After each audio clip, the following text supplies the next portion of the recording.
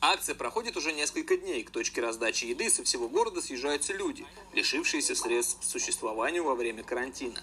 Как говорят волонтеры, пищи в таком продуктовом наборе должно хватить на двоих человек на 5-7 дней. Сейчас такая акция жизненно необходима, говорят они. Большинство трудовых мигрантов остались без работы.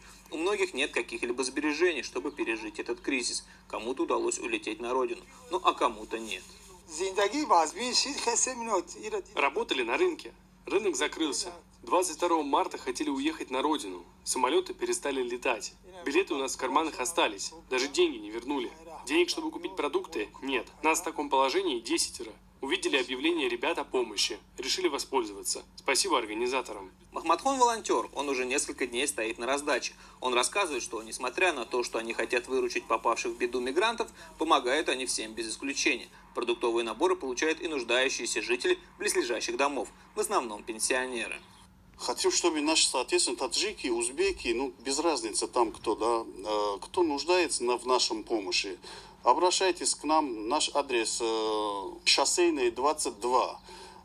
Можно вот в этих точках обращаться и можете забрать у нас помощь. Акцию организовал правозащитник из Атамон со своей командой. Они с коллегами по правозащитному цеху тоже вышли на улицу вместе с волонтерами. Как говорит правозащитник Бахтовар, участники акции условно делятся на 3 группы. Волонтеры, те, кто непосредственно работает с мигрантами, меценаты, те, кто помогает продуктами, ну и третья группа – это, собственно, сами люди в трудном положении. К сожалению, таких много. К вечеру каждого дня ни одного продуктового набора уже не остается.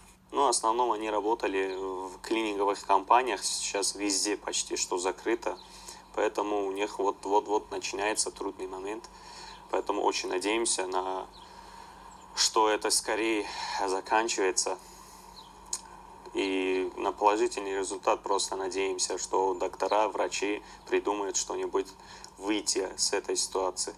Для тех, кто по каким-либо причинам не может приехать к точке выдачи, волонтеры организовали адресную доставку, кинули клич всем тем, у кого есть автомобиль и желание помочь. Машин не хватает, сетуют они, а потому доставить продукты всем нуждающимся они физически не успевают.